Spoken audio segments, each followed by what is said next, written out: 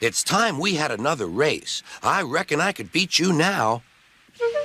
Thomas let off steam loudly. Rubbish! He hissed fiercely.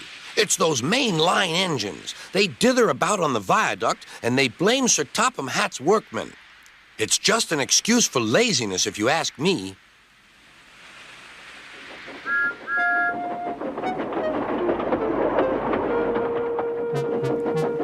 One day, James was later than ever at the junction. I'm sorry, Thomas, he puffed. I was held up at the station, and the viaduct made it worse. It's lucky for you I'm a guaranteed connection, grumbled Thomas. Before James could answer, he puffed importantly away. Come along, he panted to the coaches. Annie and Clarabelle did their best, but Thomas soon found that he couldn't save much time.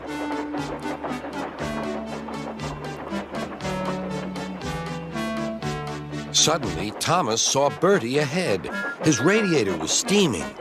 What's the matter? Asked Thomas. You should be at the station by now. You're late. I feel dreadful, moaned Bertie. All upset inside, and driver says he can't make me better.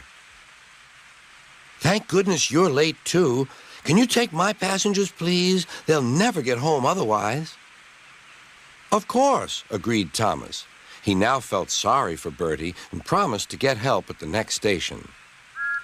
Thomas set off again. Already he felt much more cheerful, and Bertie's passengers, traveling in Annie and Clarabelle, all reached home safely. When Bertie was better, he came to thank Thomas. I'm sorry I teased you about being late. That's all right, replied Thomas. I'm glad I could help. There are times when being late isn't such a bad thing after all.